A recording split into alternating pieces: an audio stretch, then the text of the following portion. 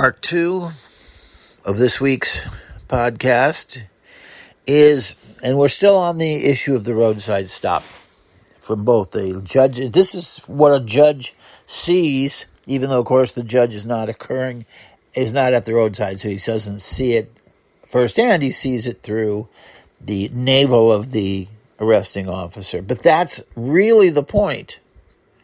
That's the point we were going to get to in and of itself. Why is it that sovereign citizenry cannot possibly work? Why is it foolish and unfair and will never work for you to demand your rights as you see them if you are a sovereign citizen? And the answer is you're missing two things at the scene that would make it not only unfair, but unfair would imply we could do it, but we don't think it's fair. No, it makes it impossible. And it makes anybody who sits there and yells and demands that a certain law be applied, it makes them look foolish to someone who is not a part of the sovereign citizenry. And that is, let's go over the two things. The first one is, there is no judge at the scene. Now, I know you know that, but you have to apply that to your demands. So when you say, you have no jurisdiction, how does anybody prove anything at the roadside where there is no judge? So any demand by you sitting in the car that the officer prove a legality is phony, impossible, and not in good faith. I don't think there's 5% of sovereign citizenry who don't realize that. You're just throwing out a roadblock to the officer trying to do his or her work, and that the court knows that. You're not fooling anybody. Even though the judges like me are very respectful of your rights and courteous to you in court, that doesn't mean we don't understand that every second you take where you're taking the officer away from doing his duty, in other words, writing you up the ticket and sending you on your way, you are hurting the public because you're now taking up the officer's time where he could be saving a woman who's being raped or running into a bank where there's a robber holding people up and he could be running in to save those people. And you have the police officer involved trying to debate your legalities. And that can't be done because, first of all, there's no judge there to rule on your arguments. And you can say all you want, well, that's not my fault. Yeah, that is your fault, because if you'll look into the statutes of your the area that you're in, I don't know if it's a city or a county that you're in or a state, but you could be in both of those, but whichever one you're being pulled over in is the question. If you realize that the judge is not there for that, and that each of those has written instructions as to where you do go to challenge a law. So if, in fact, you believe that you do have a legal right to drive without a license or without insurance, and you don't, but if you believe that, they've already covered their asses by having a place that it's your obligation to go to challenge it. You do it by filing a lawsuit, just like the way you challenge any other law in our society.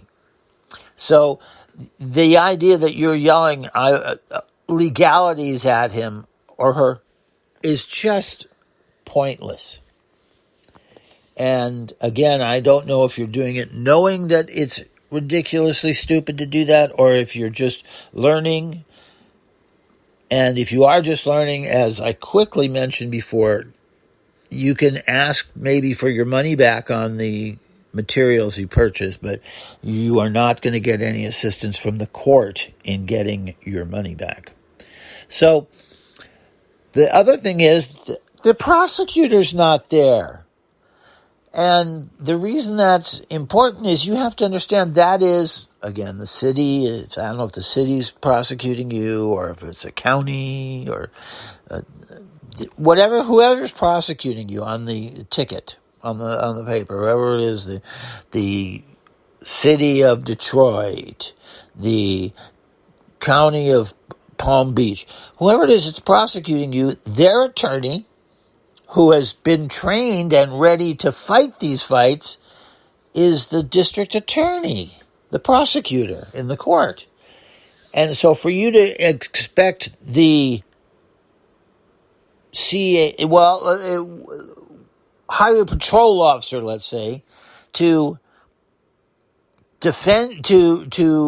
deflect your attacks on the legality of, in this case, we're talking about jurisdiction. Well, the officer doesn't have his attorney there. The officer is entitled to have an attorney represent him in these discussions, which you're not entitled to have. And his attorney is the prosecutors, the DAs, and they're not there. So you're not entitled to demand any sort of hearing, and therefore not any form of relief, without either a neutral party, a judge, and the officer's attorney, the district attorney, present. And that's why all of these are already ruled. You can go look them up in the statutes for your city and say, hey, there you go right there. It says the place to challenge these is in such and such a court, in such and such a city. There's usually additional instructions that say you are looking for you have to let the court know that even though this is a criminal matter you're inquiring on, you are looking for help outside of your case. I can't get into instructions on it because they're different, but in other words, you have to let them know that you are making a request that the court clarify a certain law, and that this is not actually part of your case, or if you were actually being taken in on it and you want to challenge your ticket, it's always said in the statutes that you have to challenge it as part of your case. So you don't have two cases like Donald Trump used to have, where he was suing the government for breaking in. Well, they never broke in. They walked in peacefully and they'd had an appointment to look at papers that he had in his possession. Well, he thought that maybe he would solve it by filing a lawsuit against the government, which everybody in the world knew that's never been done. Nobody can do that. That's not possible. But he got his advice, his legal advice, from someone who wasn't an American lawyer. And so he ended up looking very foolish because over the last weekend, his entire case was dismissed for lack of jurisdiction. The Florida court with Judge Luce Cannon did not have any right to involve itself into the search and seizure issues of a court, or of a court-issued search warrant out of Washington, D.C. Let's get back to this. So you should not expect anything at the scene in a change of your legal rights, because the judge is not there and the prosecutor is not there. So any yelling at the officer is as crazy as walking into McDonald's and saying, I deserve 2 free burgers because you had a newspaper article 2 years ago that said nice people will get 2 burgers, and them saying, well, I don't know what you're talking about. And you say, well, I read it 2 years ago. Well, where's your paperwork, dude? And also, we don't have anybody here that can handle it. You'll have to take it up with corporate office, which is what they will usually tell you. And that's what these officers at the roadside should just tell you, nothing further than that. But to get back to your safety, which is really the most important thing, that means that every second you spend not complying with the officer's request that you hand over your license is a cause for an action to be filed against you for disobeying a lawful order, but B, puts you in danger, because the officer now knows that you're somebody who's willing to refuse the law, to flaunt your ability to refuse the law, Remember, there is absolutely no truth to somebody telling you, just keep asking questions. You just keep asking questions. And with that, I'm going to take apart one of the biggest fallacies that you people operate under if you're a sovereign citizen. I rewarded myself with a cookie. The important thing, you're told constantly, you have a right to know. You have a right to demand they prove they have jurisdiction. You have a right to know the officer's name. You have a right to know the officer's badge number. You have a right to speak to their superior officer. I think sometimes it says captain. And when you do voice that need to know, I need to know, it's important for you to know that that's a fallacy. Because that's only half of the problem. The other half of the problem is, do you have a right to demand that the person in front of you stop what they're doing and provide you an answer? If you're in court, the answer is almost always no. If you're at the scene of your arrest or stop, the answer is no. So you want to avoid any papers that misinform you and say, look, you have a right to know this information. Therefore, you tell the officer you're not going to provide your license. No. That's crazy. That will get you hurt, arrested, shot. No. You have a right to get information that the sovereign possesses. By that I do mean, by the way, the one that's over you, the city, the state, the county. But you have no right to demand whichever person you see working for that sovereign stop their work and provide it to you.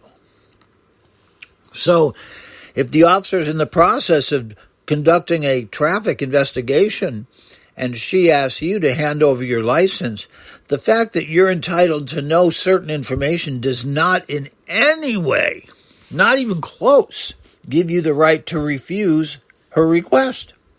Zero.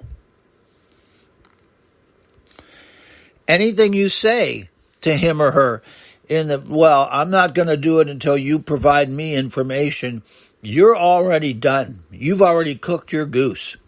That right there is a crime. What? Yes, that's a crime. You cannot do that.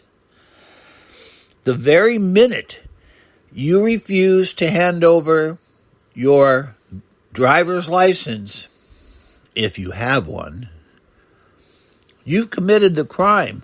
There is no stalling tactic that frees you of responsibility for that crime. It doesn't matter what tactic you intend on using, demanding their officer, demanding to see their nameplate, all of those. None of those allow you to refuse to hand over your license. It gets cloudier when we say, well, what if you don't have a license? My belief is that you are still obligated to let them know that fact before you go into any dilatory conduct, such as demanding that they show you their shoes are shined, or whatever else you intend on wasting everybody's time with.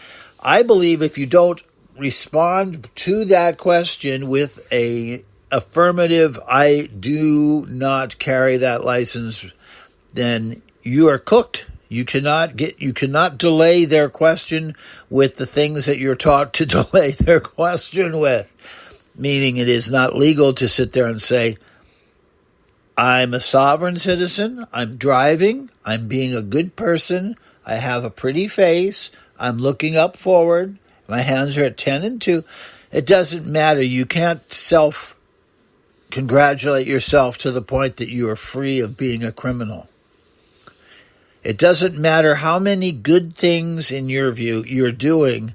If you are not complying with a lawful order to tender your license, you have violated the law and you will fool no cops. I promise.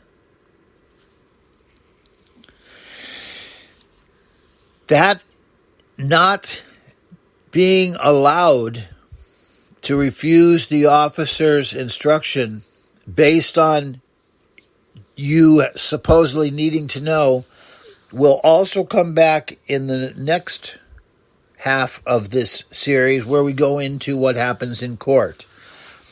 But in case you're busy or your phone's dead and you're not coming back, you just have to know this. This is the truest fact you'll ever hear from me. And that is, in court, you have no right at all to not comply with the judge's order. And the fact that you raise a specious argument about, well, I've heard that you don't have jurisdiction because this is a corporation. It's not. And that the corporation has stamps that show that its jurisdictional liabilities are part of a trust. They're not. It doesn't. Any delay tactics you take, no matter how seriously you tender them to the court, it's a crime. I mean, it is, you're delaying the court, and the court will, as long as they do their job right, which not all of them do, they'll hold you in contempt of court. You can't do that. So let's get back to the roadside. So you're yelling at the officer that you want that you are not going to give them your license until they show you the video tape, of which there isn't one. It's all digital. But you're yelling, show me the digital tape of me speeding. There's absolutely no right to do that. Or let's flip it this way and say there's no obligation of the officer to show you anything before the officer gets you a license. I am part of a small group of judges and some DAs who want the law changed and enforced so that the officer, when he or she comes to the window and says, "Sir, I'm going to need your license. Tender your license, please," or hand over your license, that there will be no right to do anything on your part other than to hand over the license, and that any failure to do so is a crime. But more importantly, and this is what will throw your game plan off, is that all subsequent actions that the officer can do that they normally do or frequently do during an arrest are held off. They're on hold until the person provides the ID that is current, jurisdictional. It's not from another state. In other words, I want to make sure that the officer knows who the hell he or she is talking to for certain and has the ability, which they'll do, go back to their car and check and see what your criminal record is.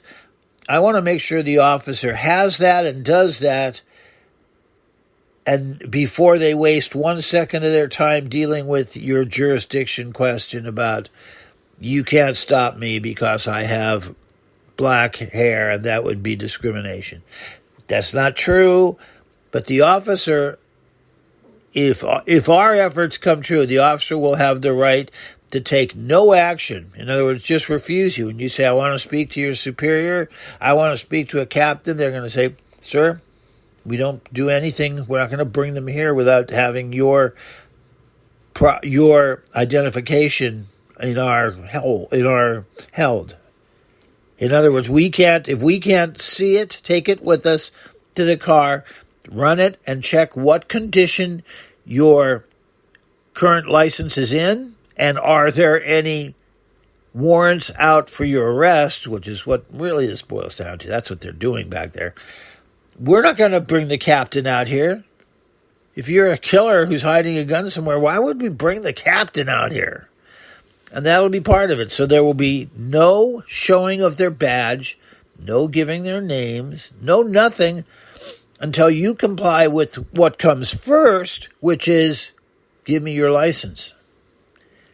or as we're coming full circle, or after you tender, you let them know that you don't have a license, if that is the case. Now, if you don't possess a license, there's a couple of different possibilities that you can expect. And this is the clearest situation I know where the officer can, if they like you, cut you a real break, and if they don't like you, can just fuck up your everything, including have you go to jail. And it's perfectly legal. And what that is, okay, you're driving down the street and you do not have a license. Now, does that mean you don't have your license on you? But if we check, your license is valid? If that is the case, you are insane to pull any sovereign citizenry. Insane. Because the officer is going to, as long as you have not been too much of a pain in the ass so far, the officer is going to say, okay, I'm going to write you up for not having your license on you. But you need to give me your information, so A, I can't write you up without it, and B, I need to know that you actually do have a valid license from this state. If you do that, you are going to get it's not a complete win, but it's a 90% win, because what the officer will do, more than likely, if they like you to this point, the officer will write you up a no license on you at the time, and that will mean that when you get to court, if you bring your license with you, and the judge is pretty smart, he's going to know, and actually it's checked on by the clerk before the judge comes out of the hold. Before the judge comes out from his chambers, the clerk has already checked on this. Did you have your license, and was it valid at the time of the stop? So you're showing the judge two different things. One, you had a valid license in effect, but not on you at the time of the stop. And now today on our court date, you have one, and it is in effect, and it is on you. And if you do that, you're going to be told, okay, we'll dismiss the charges, but there's usually a small fee to cover the paperwork they've had to go through. So usually I think it's $10 or $15, something like that you have to pay for all the trouble you've put them through. But you're now walking out without points on your record, without a fine in the hundreds or $200, without any repercussions to your driving privilege, not a point or two, so that you very much dodged a bullet, shall we say, and for the payment of $15. Now or $10. That's what you have. That's the option you have if you don't drop down to to sovereign citizenry. And instead, you just tell the officer, if it's truthful, that you don't have your license on you, it's at home. It never hurts to say, I'm sorry, I didn't realize, or something like that.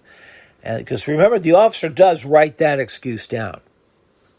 Not to get you in trouble. Well, maybe that is what it is, but the officer writes that excuse down on the ticket so that it can remind him when he gets to court, what is it that happened when he stopped you? So he does, now this is going to sound familiar, so that he or she does not run into, I can't remember what happened at the scene. So the officer now, if we're back at the scene, I want to make sure you understand, we're back at the scene, and the officer says, okay, do you hand me your license? Now, we just finished, if you actually have a valid license, but it's not on you. Is there any need to go over if you have a valid license and it is on you? The only thing you can do is hand over that license now. They know And everybody knows that if you hand it over right now, but at the same time you fill it with a trash can full of, well, I'm going to give this to you, but it's under duress and cohesion and kowaba. There's nothing that makes you sound more stupid than not knowing these words and how they're pronounced and how they're put into use, and trying to tell the officer that with your great legal knowledge, that is what you're tendering your license under that. Again, this is a very similar legal mistake on your part. According to whom? I'm doing this only under duress. This is coercion. Coercion. According to whom? Any person who knows anything about law knows that issuing these mandates proves that you don't know anything about law. Nothing. It proves that you're just an idiot trying to fool them into thinking you know about law. And the reason for that is it doesn't help your case to state blah, blah, blah. It's coercion. It's happening you're doing it under duress. You don't have to do that. If that were true, which it isn't, if that were true, you would have the right and the ability that when your case, tell me if this sounds familiar, when your case gets to court, you can show the judge with your vast knowledge of what is coercion. Look, Judge, this is coercion when the officer forced me to tender my license because A, B, and you know the rules, because coercion is not whatever you think it is. Coercion is a recipe like beef stew, and it has ingredients. And in order for it to be coercion, you have to have had all of the individual ingredients and put all of them inside of your toe. You have to do that down on your toe. You have to be able. The part that we're getting to that is that when you refuse the officer's, do we call it a request, command for your license?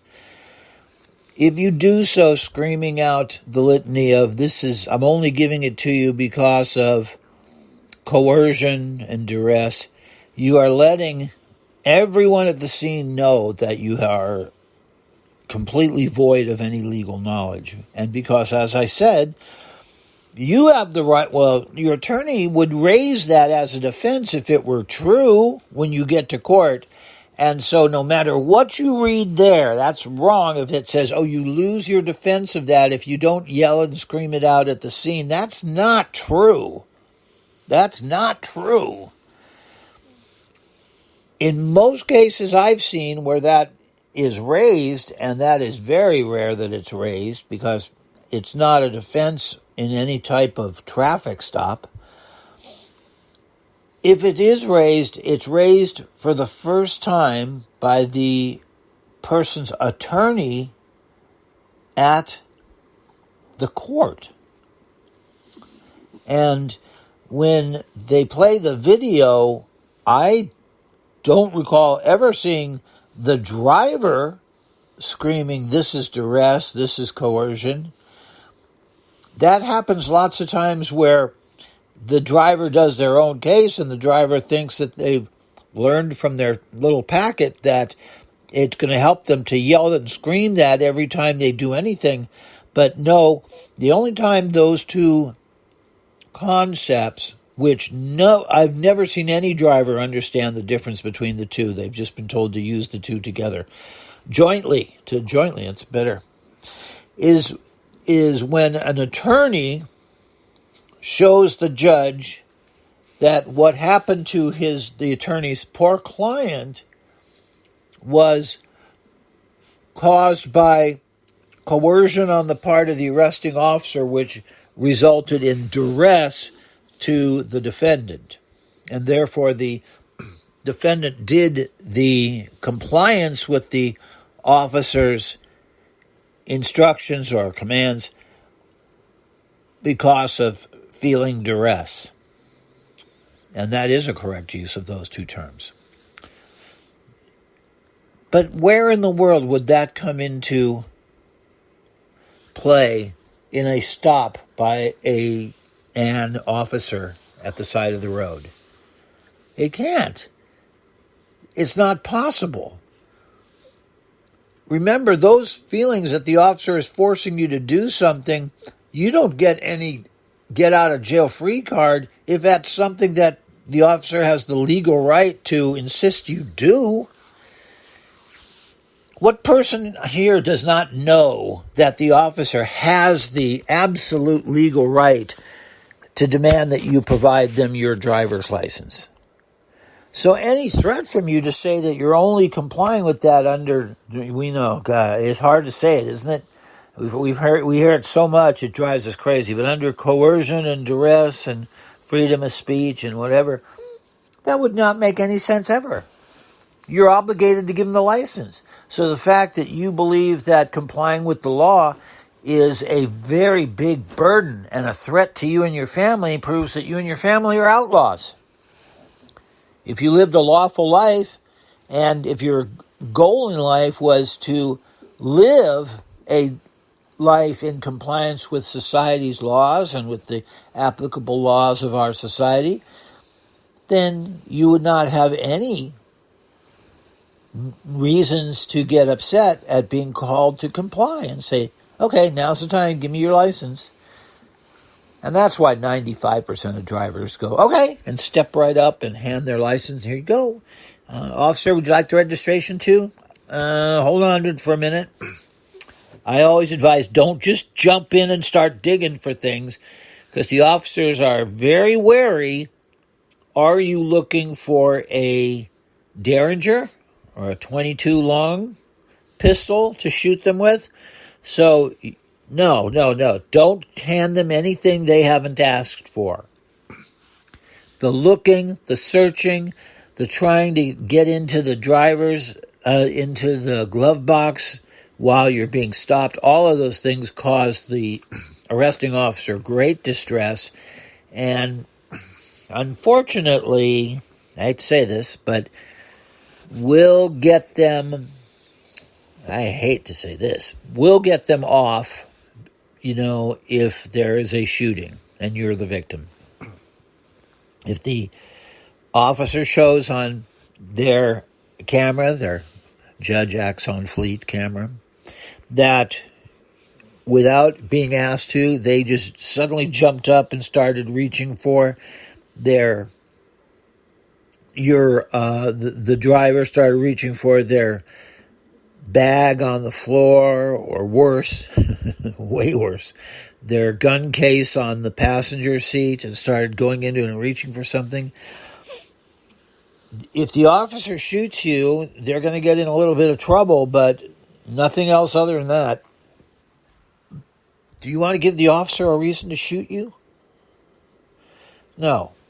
So just keep your hands safe and sane where they are. Don't provide anything that the officer hasn't asked you to give them. And here's where I'm telling you to don't listen to sovereign citizenry, and give them everything that you possibly can that they do ask for. The more you give it to them at the scene without any sort of incident that they arrest you for, will get you out of trouble or into the least amount of trouble, depending on how you want to phrase it. So try and do that. Try and just sit still. Try and comply.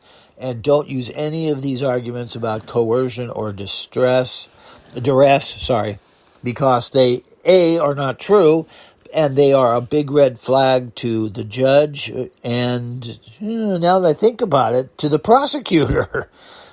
Yeah, that's a really good point. I hadn't even thought about that, but now you've just tipped. I only thought of that from the judge's point of view, and I was thinking, well, you're tipping off the judge that you're not a serious litigant, you're not a lawyer, you don't know law, and you're just trying to bullshit the court.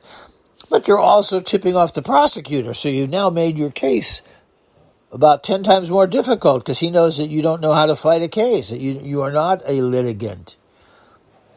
The other ways that you can tip the judge off that you are not in any way going to be a worthy contender, that you're not going to be able to fight this case and that you're going to end up losing, so they shouldn't worry about it, is if you start screaming, I'm a third-year law student. Oh, God.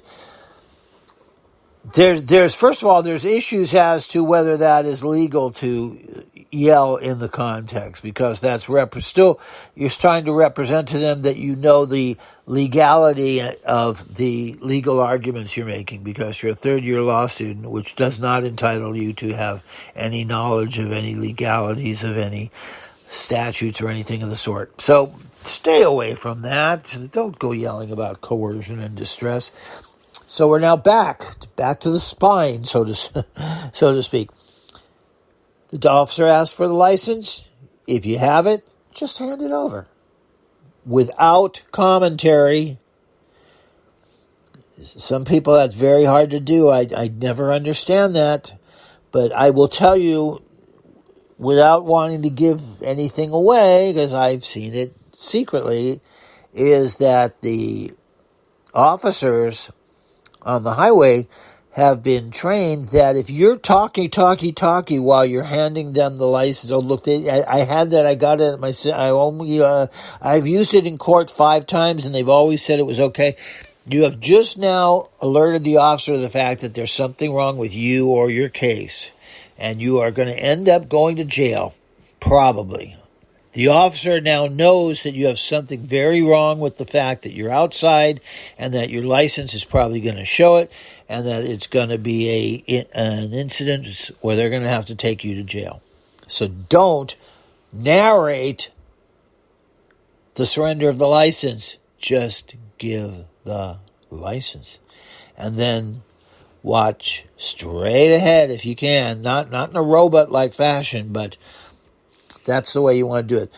Then, if the officer asks for registration, I certainly hope you have a nice little packet in the glove compartment, or even better yet, because the glove compartment you have to open.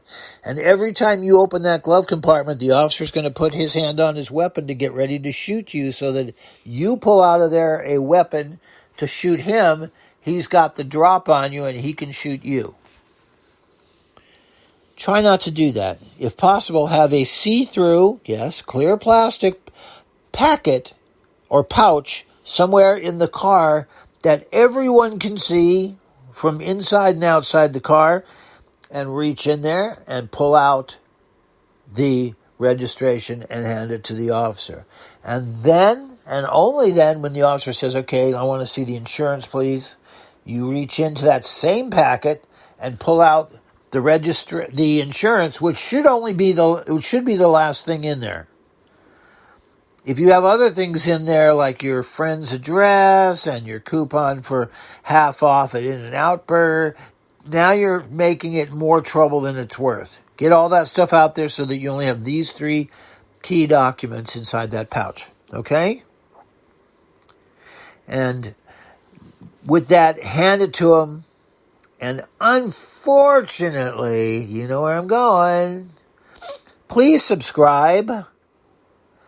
I have to leave you because we're out of time, but please subscribe to this show so that next Thursday, when the next episode comes out, going to be the cleanup on what we do at the roadside when we're stopped, in order to greatly facilitate our odds that we're going to walk away on this case without any sort of fine or jail time.